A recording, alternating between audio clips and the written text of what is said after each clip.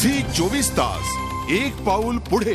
नरबळी दिल्यानं पैशाचा पाऊस पडेल या आमिषाला भुलून एका तरुणानं स्वतःच्याच मित्राची आणि त्याच्या आईची निर्घृण हत्या केली। पुण्यापासून जवळच असलेल्या चाकणमध्ये ही घटना घडली आहे।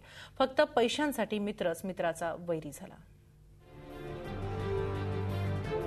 हा आहे सुनील बबन पाचंगे, वय 28 वर्ष, राहणार चाकण। या नराधमाचं कृत्य मानवतेला काळीमा फासणारं।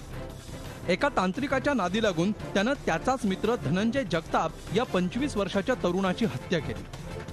फक्त इथवरच तो थांबला नाही, तर त्यानं धनंजयच्या आईचीही हत्या केली। सुनीलनं पैशाच्या हव्यासानं आणि अंधश्रद्धेच्या विळख्यात अडकून 2 बळी घेतले। नरबळी दिले तर पैशांचा पाऊस पडेल या मांत्रिकाच्या आमिषाला तो भुलला। नोकरी देतो असं सांगत तो धनंजयला लोणावळ्याला घेऊन गेला। तिथंच सुनीलनं धनंजयची डोक्यात दगड घालून आणि गळा चिरून हत्या केली। त्यानंतर धनंजयच्या आईचीही हत्या करून तिचा मृतदेह विहिरीत फेकला। तो गोंधळी समाजातला आहे, त्याला देवधर्माचा वगैरे असं आता आम्हाला माहिती मिळते बाहेरून वगैरे, तो मांत्रिकासोबत वगैरे फिरत होता असं वगैरे आम्हाला माहिती आहे। आणि ज्या पद्धतीने मारले रात्रीचे 12 वाजता मारलेला आहे, तर कदाचित मग तो नरबळीचा किंवा असा काहीतरी प्रकार असू शकतो।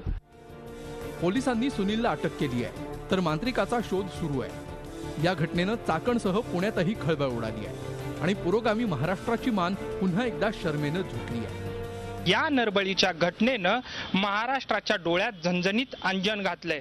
त्यामुळे महाराष्ट्राला पुरोगामी राज्य म्हणायचं का हा प्रश्न उपस्थित झालाय। Kailaspuri, Zee media, Chakan, Pune. Zee 24 तास एक पाऊल पुढे।